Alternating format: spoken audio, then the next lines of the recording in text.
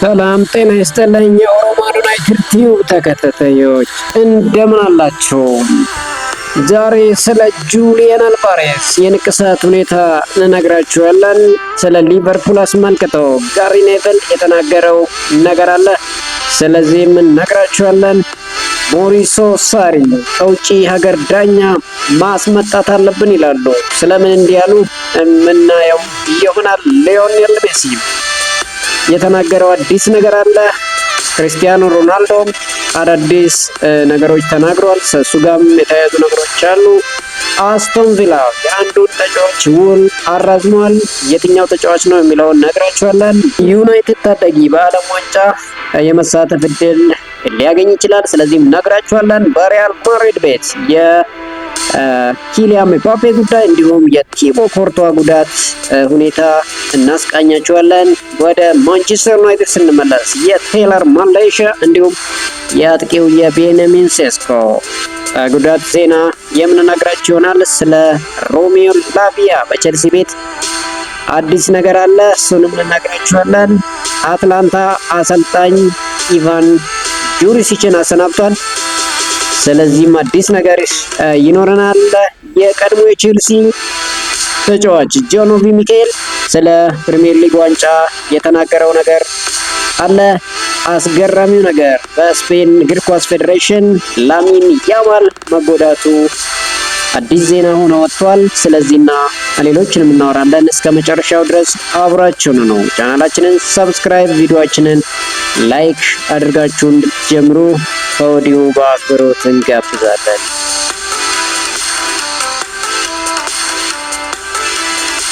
የአትሌቲኮ ማድሪድ የፊት መስመር ተጫዋች ጁሊያን አልቫሬዝ በአርጀንቲና ብሔራዊ ቡድን በሰውነቱ ንቅሳት የሌለው ብቸኛ ተጫዋች መሆኑ ተረጋገጠ። ስለ ምክንያቱ ያብራራው ጁሊያን አልቫሬዝ ከቡድኑ የተለየው ለመሆን አስቤ አይደለም ያደረኩት ሲል ተደምጧል። ልጅነቴ አባቴ ንቅሳት፣ የአልኮል መጠጥና ሲጋራ ማጨስ መጥፎ መሆኑን ደጋግሞ ሲነግረኝ ነበር። ያንን ምክንያት አድርጌ ነው ንቅሳት የሌለኝ ሲል ጁሊያን አልቫሬዝ ስለ ንቅሳቱ ተናገረ። አክሎም ሁሉም በራሱ ይወስናል፣ ነገር ግን እኔ አስፈላጊነቱ አልታየኝም ሲል ተደመጠ። ለሊቨርፑል ደጋፊዎች ጥሩ ዜና አይደለም ይላል ጋሪ ኔቭል። የቀድሞ እንግሊዛዊ ተጫዋች ጋሪ ኔቭል ሊቨርፑል ባለፈው በማንቸስተር ሲቲ ያሳየው እንቅስቃሴ ደጋፊዎችን የሚያስጨንቅ መሆኑን ተናገረም። የሊቨርፑል ደጋፊዎች ይጨነቃሉ ሲል ጋሪ ኔቭል ስለ በጨዋታው ላይ ስላደረጉት የቡድን እንቅስቃሴ ጥሩ እንዳልነበር ተናግሯል። አክለውም ለረጅም ጊዜ ሲጫወቱ ካየዋቸው እንቅስቃሴ የተለየ በጣም ደካማ የሆነ መጥፎ ቀን ነበር ሲል አስተያየቱን ሰጥቷል። ከውጭ ሀገር ዳኛ ማምጣት አለብን ይላል ሞሪሶ ሳሪ። የላዚዮ አሰልጣኝ ሞሪሶ ሳሪ በጣሊያን ዳኞች ላይ ያላቸው እምነት ትላንቱ ጨዋታ በኋላ መጥፋቱን ተናግረዋል። ኢንተር ሚላን ማሸነፍ ይገባናል ያለው ሜዳ ላይ የትኛውንም ዳኛ ቢሆን ማሸነፍ ይችሉ ነበር ሲሉ አሰልጣኝ ሞሪሶ ሳሪ ተናግረዋል። አክለውም ነገር ግን የውጭ ሀገር ዳኞች ማምጣት ያለብን ጊዜ የደረሰ ይመስለኛል ሲሉ ተደምጠዋል። በጣሊያን ደረጃውን የሚያሟላ ዳኛ አልተመለከትኩም ያሉት አሰልጣኙ የኢንተር ሚላኑ ጨዋታ የመሩት ዳኛ እንደዛው ናቸው ሲሉ አስተያየታቸውን ሰጥተዋል። የቀድሞ የባርሴሎና ታሪካዊ የፊት መስመር ተጫዋች ሊዮኔል ሜሲ በባርሴሎና ተመልሶ ካምፕኑን መጎብኘቱ ይታወሳል። ሊዮኔል ሜሲ ትላንት ምሽት በባርሴሎና በመገኘት ግንባታውን በመጠናቀቅ ላይ የሚገኘውን ካምፕኑ ስታዲየም መጎብኘቱ ተገልጿል። ትላንት ምሽት በጣም ወደ ናፈኩትና ደስተኛ ወደ ነበርኩበት ቦታ ተመልሻለሁ ሲል በማህበራዊ ትስስሩ ሊዮኔል ሜሲ ተናገረም። ሊዮኔል ሜሲ ቀጥለው እናንተ ደጋፊዎች እዚህ ቦታ ለበርካታ ጊዜ ዓለም ደስተኛው ሰው እንደሆን እንዲሰማኝ አድርጋችሁኛል ሲል ለደጋፊዎቹ ያለውን ክብር ተናገረ። አንድ ቀን እንደ ተጫዋች እናንተን ለመሰናበት መመለስ እንደምችል ተስፋ አደርጋለሁ ሲል ሊዮኔል ሜሲ ተናገረ። አርጀንቲናዊ ኮከብ ሊዮኔል ሜሲ በኢንተር ሚያሚ ውሉን ካራዘመ በኋላ ከስፔኑ ስፖርት ጋር ቃለ ምልልስ አድርጎ ነበር። ቃለ ምልልሱ በዛሬው ዕለት ለተመልካቾች ይፋ ሲደረግ ሊዮኔል ሜሲ የተለያዩ ጉዳዮችን አንስቷል። ሊዮኔል ሜሲ በንግግሩ ሁልጊዜም ሀሳቤ የአውሮፓ እግር ኳስ ሕይወቴን በባርሴሎና ማጠናቀቅ ነበር ሲል ተናግሯል። ሁሉም ያበቃበት መንገድ እንግዳ ነበር ያለው ሊዮኔል ሜሲ የወረርሽኝ ወቅት ነበር፣ ሕይወቴን ሙሉ ከኖርኩበት ስለቅ ደጋፊ አልነበረኝም ሲል አስታውሷል። ባርሴሎና ናፍቆናል፣ መመለስ እንፈልጋለን፣ በቤተሰቦቼ ሀሳባቸው እዛ ተመልሶ ስለመኖር ነው ሲል ሊዮኔል ሜሲ ወደ ባርሴሎና መመለስ ተናግሯል። ስለ ዓለም ዋንጫ የተጠየቀው ሊዮኔል ሜሲ በጣም ጓጉቻለሁ ሲሆን ብሔራዊ ቡድን መጫወት የተለየ ነገር ነው ሲል ተደምጧል። ወደ 41ኛ ዓመቱ እየተጠጋ ያለው ፖርቹጋላዊ ኮከብ ክርስቲያኖ ሮናልዶ እግር ኳስ ለማቆም መቃረቡን አሳወቀ። ሮናልዶ በሰጠው አስተያየት እውነት ለመናገር በእግር ኳስ ዓለም ውስጥ 1 ወይም 2 ዓመት ነው የሚቀረኝ ሲል ተናገረ። ክርስቲያኖ ሮናልዶ አያይዞ ጫማውን ከሰቀለ በኋላ ሳውዲ አረቢያ ውስጥ መኖር መቀጠል እንደሚፈልግ ተናግሯል። ሳውዲ አረቢያ የ2034 ዓለም ዋንጫን ለማዘጋጀት የምታደርገው ጥረት አካል መሆን እንደሚፈልግ ክርስቲያኖ ሮናልዶ ተናገረም።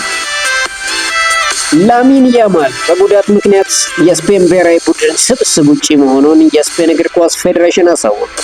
ስፔን እግር ኳስ ፌዴሬሽን በመግለጫው ትላንት ብሔራዊ ቡድን ልምምድ በሚጀምርበት ዕለት ላሚን ያማል እንደማይቀላቀል እንደተናገረው ገልጸዋል። ያሚል ትላንት ጠዋት ለብሽሽት ጉዳት ሕክምና የሚረዳ ቀዶ ጥገና እንዲያደርግ እንደተነገረው የገለጸው ፌዴሬሽኑ በዚህ መገረሙንና አለመደሰቱን ይፋ አድርጓል። ላሚን ያማል ሕክምናውን ያደረገው ከብሔራዊ ቡድኑ ሕክምና ቡድን እውቅና ውጪ እንደሆነ ፌዴሬሽኑ ገልጿል። ተጫዋቹ ሕክምናውን ተከትሎ ከ7 እስከ 10 ቀናት እረፍት እንደሚያስፈልገው ተናግሯል። ቴይለር ማላሺያ ወደ ማንቸስተር ዩናይትድ ተመለሰ። የማንቸስተር ዩናይትድ እንዲለቅ ተነግሮት የነበረው ታይለር ማላሺያ በኋላም ፈላጊ በማጣቱ ወደ ቡድኑ መመለሱ አይዘነጋም። የዝውውር መስኮቱ ሲጠናቀቅ አሰልጣኝ ሩበን አሞሪም በቴይለር ማላሺያ ጉዳይ ተጫዋቾችን ሰብስቦ አነጋግረው እንደነበር ተገለጸ። የቡድኑ ተጫዋቾችም ቴይለር ማላሺያ በድጋሚ ወደ ቡድኑ እንዲመለስ ድምጽ መስጠታቸው ተነግሯል። አሰልጣኝ ሩበን አሞሪም በበኩላቸው የተጫዋቾቹን ሀሳብ በመቀበል ተጫዋቾቹ ወደ ቡድኑ እንዲመለስ ማድረጋቸው ተዘግቧል። አሰልጣኝ የጨዋታ ደቂቃ ያላገኙ ተጫዋቾች በግል ንግግር ይልቅ ልምምድ ላይ ደቂቃውን እንደሚገባቸው እንደነገሯቸው ተናግረዋል። አሰልጣኝ ሩበን አሞሪም በጨዋታ ወቅት ለደጋፊዎች በሚደረገው ፊርማ ዙሪያ አዲስ ሕግ ማውጣታቸው ተነገረ። በጨዋታ ወቅት ግማሽ የቡድኑ አባላት ከጨዋታው በፊት፣ ቀሪው ግማሽ የቡድን አባላት ደግሞ ከጨዋታው በኋላ ለደጋፊዎች ፊርማቸውን እንደሚያሳርፉ ሩበን አሞሪም ተናግረዋል። ቤንያሚን ሴስኮ በካሪንግተን እንደሚቆይ ተረጋገጠ። ማንቸስተር ዩናይትድ የፊት መስመር አጥቂ ቤንያሚን ሴስኮ ወደ ብሔራዊ ቡድኑ እንደማያመራ ተገለጸ። ሳምንቱ መጨረሻ ጉዳት ያጋጠመው ቤንያሚን ሴስኮ ከብሔራዊ ቡድኖች ጨዋታ እረፍት ወቅት በካሪንግተን እንደሚቆይ ተነገረ። ማንቸስተር ዩናይትድ ቤንያሚን ሴስኮ ያጋጠመው ጉዳት ከባድ ይሆናል የሚል እምነት እንደሌላቸው ጠቁመዋል። ስሎቫኪያ ብሔራዊ ቡድን አሰልጣኝ በሰጡት አስተያየት ከማንቸስተር ዩናይትድ የደረሰ ምንም መልእክት የለም ሲሉ ተናግረዋል። አሰልጣኙ አክለውም የብሔራዊ ቡድናችን የሕክምና ቡድን ጉዳዩን እንዲመለከቱት እንፈልጋለን ሲሉ አስተያየታቸውን ሰጥተዋል። የጣሊያን ሴሪያው ክለብ አትላንታ ሩሲያዊ አሰልጣኝ ኢቫን ጁሪሲን ከኃላፊነታቸው ማሰናበቱን አሳወቀም። አሰልጣኝ ኢቫን ጁሪች ቡድኑን ለ15 ጨዋታ ከመሩ በኋላ ከኃላፊነታቸው መሰናበት ችለዋል። አትላንታ ከ11 የሊግ ጨዋታዎች ማሸነፍ የቻለው 2 ጨዋታዎችን ብቻ ነው። አሰልጣኙ ባለፈው ዓመት ሳውዛምፕተንን ለ14 ጨዋታዎች መርተው 1 ጨዋታ ነበር ማሸነፍ የቻለው። አሰልጣኝ ኢቫን ጁሪች በዚህ 1 ዓመት ውስጥ ከሮማ አሰልጣኝነታቸው ከ53 ቀናት በኋላ ተሰናብተዋል። ሳውዛምፕተን አሰልጣኝነታቸው ከ3 ወራት በኋላ ተሰናብተዋል። ከአትላንታ አሰልጣኝነታቸው ከ15 ጨዋታ በኋላ ተሰናብተዋል።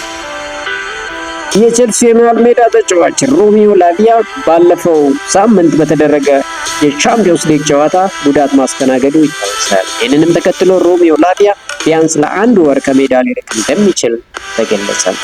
የቤልጂየማዊው አማካይ ሮሚዮ ላቪያ ቼልሲን ከተቀላቀለ ወዲህ ለ9ኛ ጊዜ መጎዳቱ አይዘነጋም። ተጫዋቹ በጉዳት ምክንያት ብቻ 77 ጨዋታዎች አብልጠውታል። እንዲሁም ሮሚዮ ላቪያ እስካሁን 512 ቀናት በጉዳት ለማሳለፍ ተገድዷል።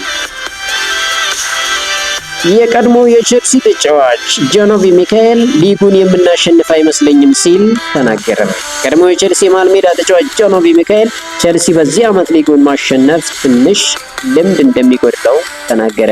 በዚህ ዓመት ፕሪሚየር ሊጉን የምናሸንፍ አይመስለኝም ያለው የቀድሞ ተጫዋች ሊጉን ለማሸነፍ ልምድ ይጎለናል ሲል ገልጿል።